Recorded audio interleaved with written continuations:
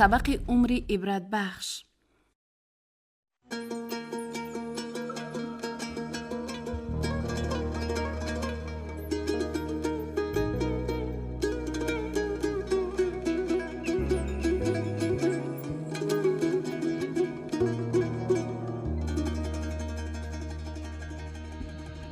قشلاقه که من بوی چپاتی دارد،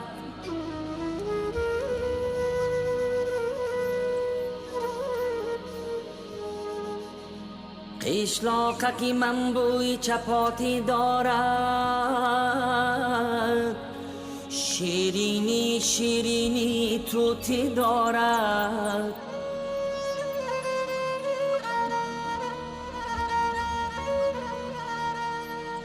از چوبی درختی بی در هر خانه گوهره سبزی ملکوتی دارد، ملکوتی دارد.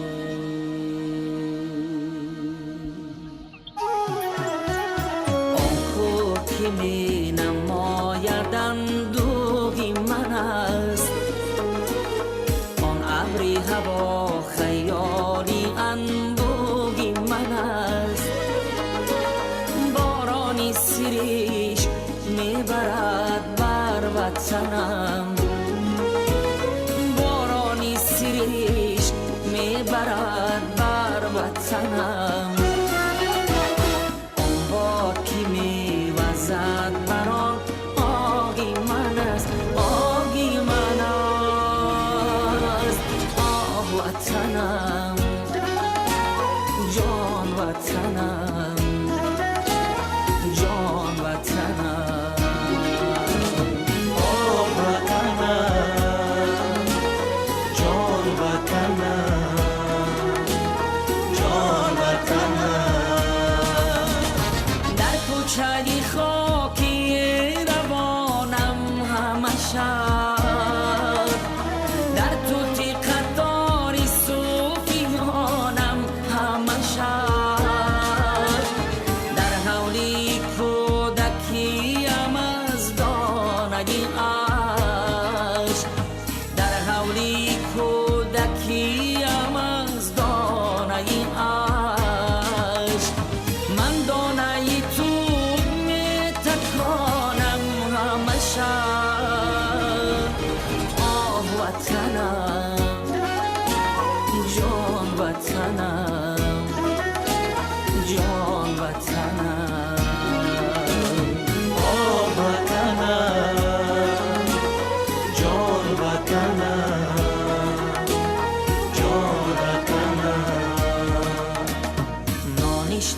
من تراشکی دیگی تو بود، در ما بدی خوشکی من تگیرگی تو بود. قشلاقه که من خطت نویسم همه عمر، قشلاقه که من خطت نویسم همه عمر. استادی ختم معلمی یکی تو بود، یکی تو بود.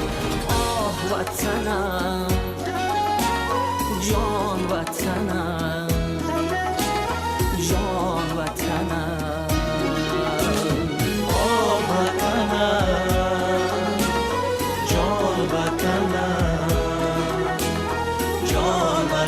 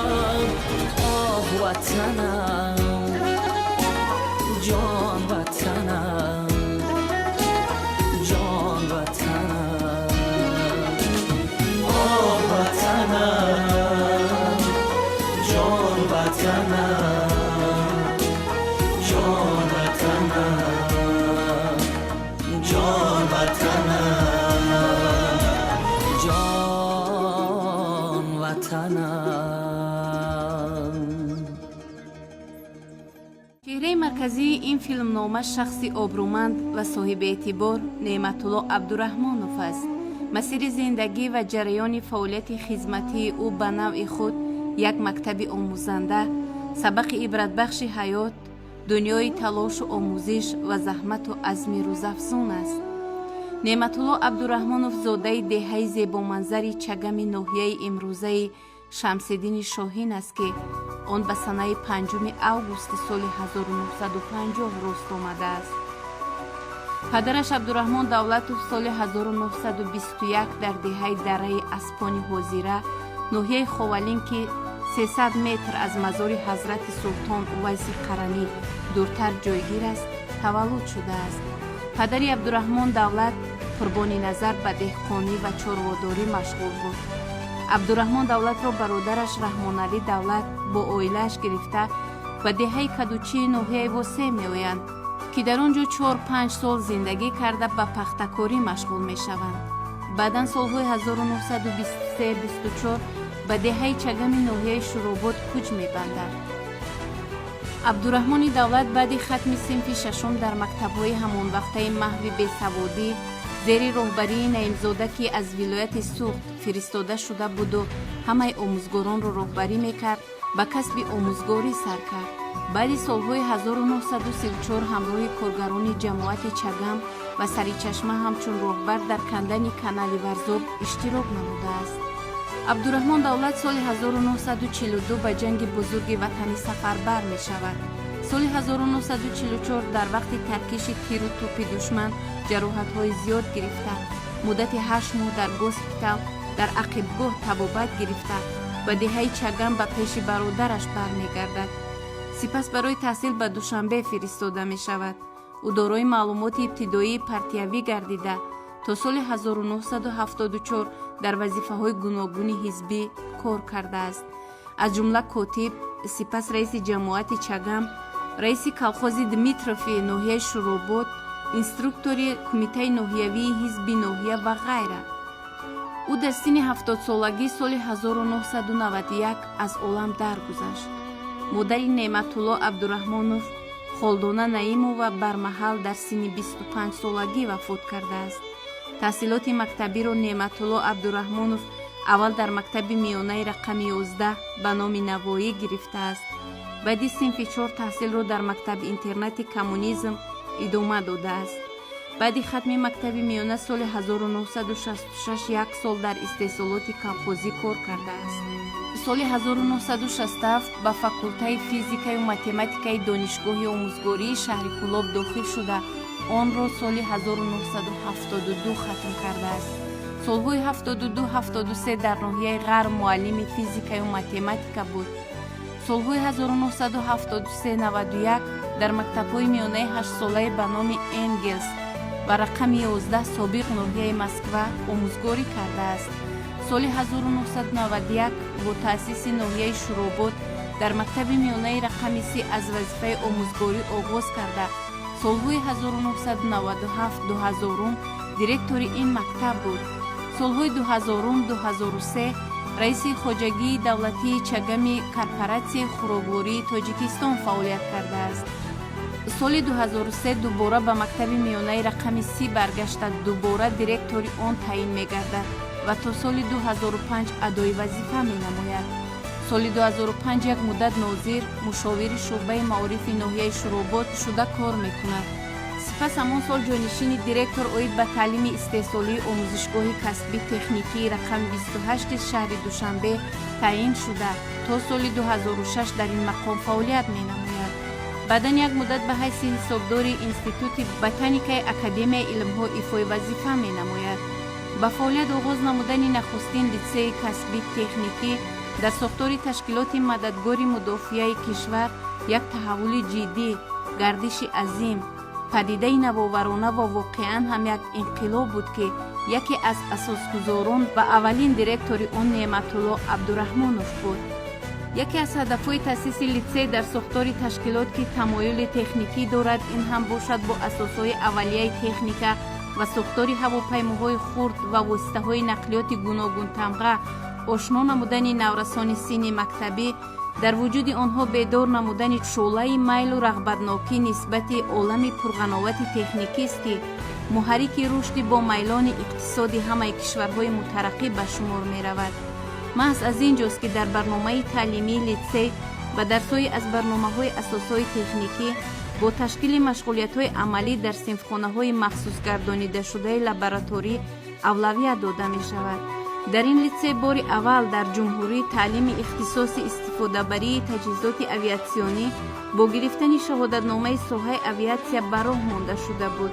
84 نفر از جمله 4 نفر دختر صاحب این اختصاص گردیده، 6 نفرشان به اکادمیای حربی هوایی فدراسیای روسیه و 22 نفرشان به دانشگاه تکنیکی تاجیکستان به نام آسیمی داخل شدند. بعد از استقلال شدن جمهوری تاجیکستان ساحه معارف رشد و نموی تازه گرفت.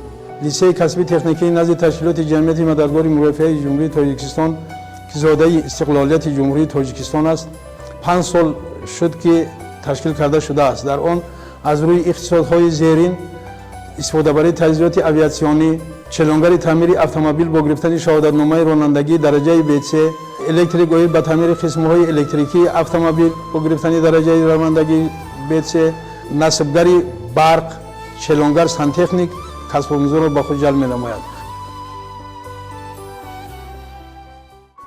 بعداً با کوشش و تشبث و زحمت‌های زیادی نعمت الله عبدالرحمنوف بار اول در ساختار کمیته مرکزی تشکیلات جمعیتی مددکار مدافع جمهوری کالج تکنیکی تکنولوژی تأسیس داده شد. زیرین گرامی چند روز قبل ما شاهد آن بودیم که 23 سالگی عید استقلال جمهوری تاجیکستان با شکوه خاصه تحویل کرده شده و گذرانده شد. با همین مناسبت در نزد تشکیلات جمعیتی مددکار مدافع جمهوری تاجیکستان برابرش گنرال مایور گواردیا مظفر قستویچ میباشد و با یاردم بی‌واسطه وزارت معارف و علم جمهوری تاجیکستان، وزارت کمیته امنیت ملی امنیت مددکار مدافع حصه خود را گذاشتند. من منتداری بیان میکنم.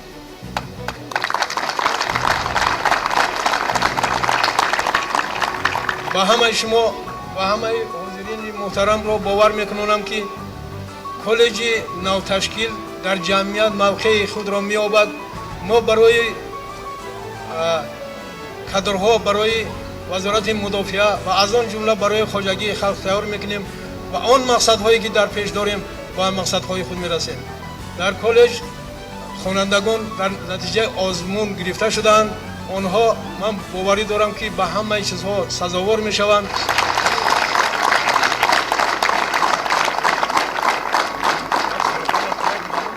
برتریت کالج تکنیکی تکنولوژی در آن است که آن متخصصانی برای بازار مهنت ضروری را آماده می کند. از جمله از روی اختصاص‌های خدمت‌رسانی تکنیکی و تعمیر محرک‌های درونسوز، تشکیل حمل و نقل و اداره‌کنی نقلیات اتومبیلی، تأمینات برنامه‌ای کارکرد معلومات اقتصادی و اطلاعاتی کاری، تشخیص و نظارت محاسبی و آموزگار دفاع حربی که امروز به این اختصاص‌ها خواجگی خلق جمهوری احتیاج دارد. خصوصاً اختصاص آموزگار فنی آمادگی دفاع حربی که برای مکتب‌های تحصیلات میانه عمومی ضرور می‌باشند. خرسندی آور آن است که تا رفت شماره کسب آموزان این درگاه معرفت زیاد شده ایستادند که از بالا رفتن اعتبار این مؤسسه تعلیمی و بهتر شدن شرایط و صفت تعلیم از آن شهادت می‌دهند.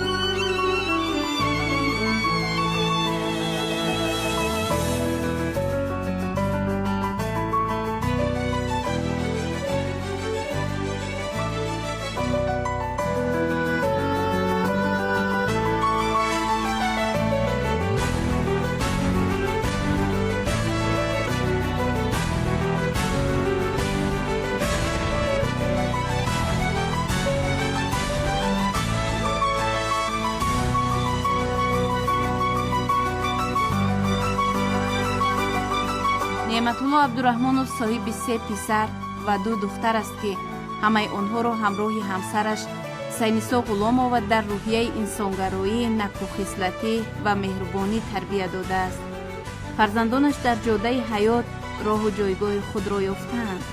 پسری کلانیش خورشید عبدالرحمانوف در عین کمالات عمر این دنیا را ترک نمود، لیک با وجود عمر کوتاه با موفقیت‌های زیاد نائل شده از خود نام نیک و خاطره نکو به میراث گذاشت.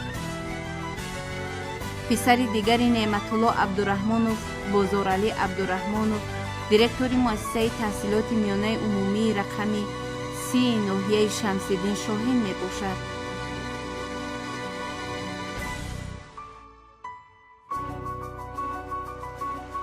پسر خردی فاروق عبدالرحمانوف محاسب مقامات اکسپرتیز سودی است. دختران نعمت الله عبدالرحمانوف قربانگل، رجبگل و شمعگل نیز همه صاحب معلومات بوده بر ضمن آداب و پایدار نگاه داشتن محیط خانوادگیشان در عرصه‌های گوناگون پی خدمت خلق و وطن می‌باشند. نعمت الله عبدالرحمانوف از سرگاه عزم روش عمر خود را سنجیده و پخته‌کارانه طرح‌ریزی نمود. به هر زینه حیات با آمادگی و تمکینی به او خواست، با تکیه به نور معرفت و گهوری خیرت وارد شد. در همه حالت احتیاطکار و فروتن و عاقبت اندیش بود که با خواست قلبش به مرادگاه دل رسید.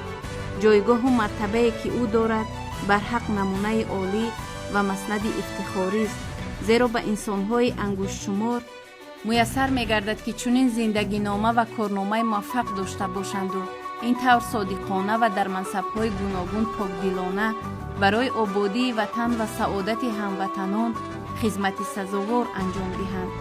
وطن و ملت از ظهور چنین چهره‌های وطن دوست و بنیادکار و نفرسان تنها فیض می‌یابد و شفاعت می‌بیند. خاکساری، حلیمی و خوشرفتاری، انسان دوستی بر ضمن این خصلت‌ها عاقلی و کاردانی نعمت الله عبدالرحمانوف را در بین همکاران و دوستان صاحب عزت و اکرام گردانیده بود. از این رو کارافتادگان در سیمای او مصلحتگر و کمکرسان خود را می‌دیدند. روشن است که معلمی و یا آموزگاری پیشه افتخار آفرین با اعتبار و معتبر در همه زمان هاست. به آموزگار به کمال رسانیدن نسل ملتساز و یا روشن نمودن راه پیشرفت و رشد ملی میسر نمی‌گردد. همه ابرمردان عرصه سیاست و علم و هنر و اختراعات از ثمره زحمت و معلمان خویش به مقام و جایگاه شهرت و معروفیت و دستاورد و مظفریت رسیدند. بنابراین نعمت الله عبدالرحمانوف عمر خود را اساساً به جاده آموزگاری و ساحه معارف بخشیده است. او بسیار انسان‌های خوش اقبال را می‌دانست که محض با انتخاب کسب پرشرف آموزگاری یا معلمی اعتبارمند گشته و عزت و اکرام خاص را صاحب گردیدند. در نردبان خدمت نعمت الله عبدالرحمانوف زینه به زینه بالا رفت. تنها با تکیه و سعی و تلاش، عزم بردوام و سبقگیری از درس تجربه استادان، چون بر اراده خود سخت استوار بود، از مانعه و مشکلاتی که سر راهش دچار می آمد نه هراسیده، دل سرد نگشته، برعکس با نیروی دوچند برای رفع ممانعت‌ها جد و جهد می نمود. زیرا به خوبی درک کرده بود که آبرو و ملکه کسبی به آسانی به دست نمی آیند. باید کسب آموخت، دانش از بر کرد، تجربه اندوخت، نشیب و فراز روزگار را پس سر نمود، واقعیت‌های زمان را بر رشته تحلیل کشید، خلاصه برآورد تا شخصیت انسان کامل گردد.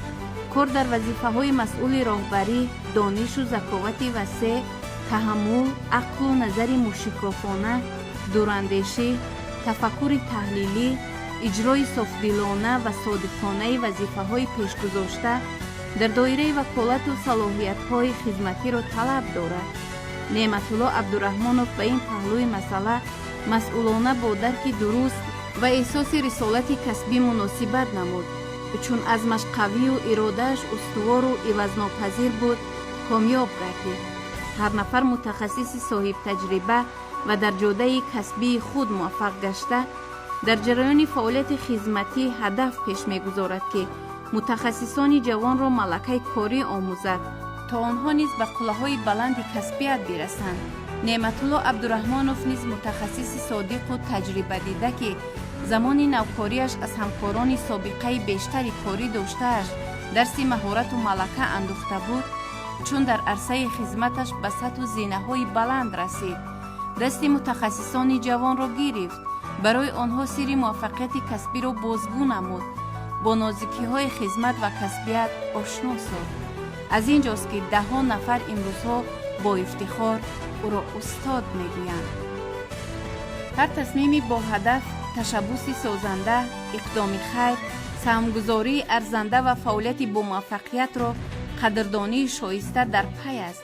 از اینجاست که خدمت و زحمت‌های شایان نعمت الله عبدالرحمنوف با عنوان معلم، متدیست، افتخارنامه‌ها و سپاسنامه‌های گوناگون، علوچی معارف جمهوری تاجیکستان، آموزگاری درجه تخصصی کاتگوری عالی قدرشناسی گردیدند.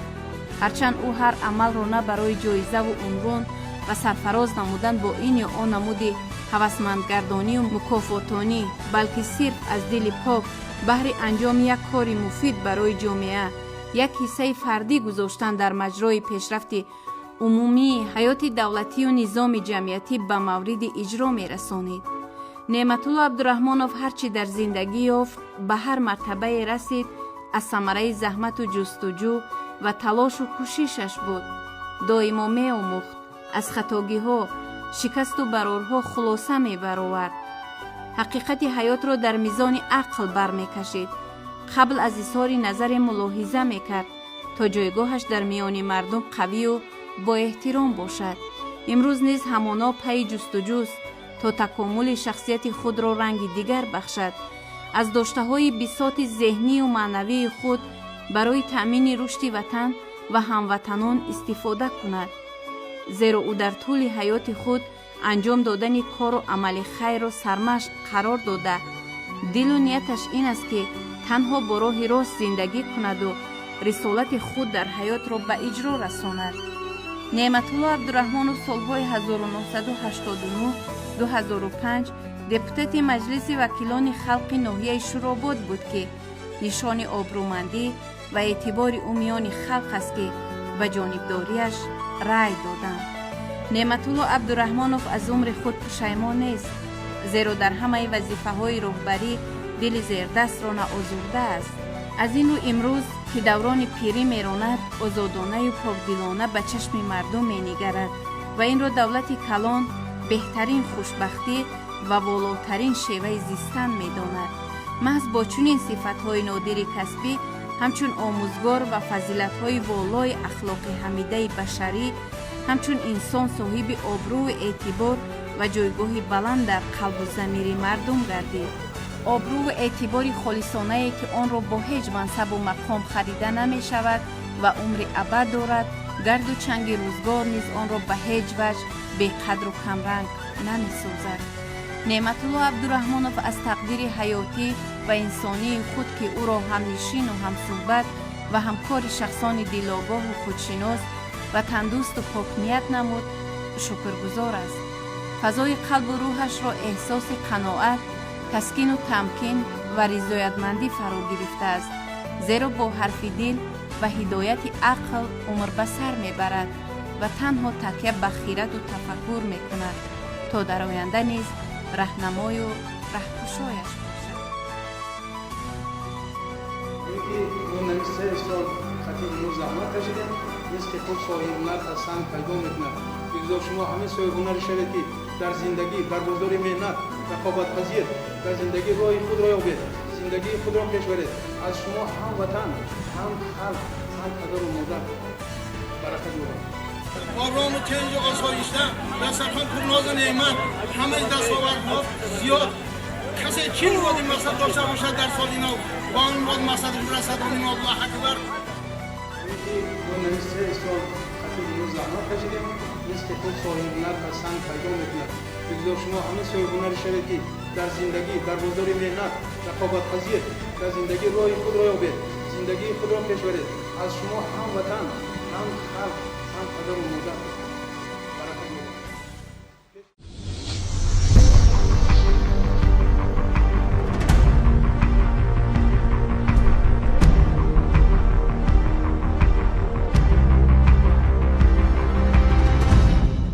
سبق عمری عبرت بخش.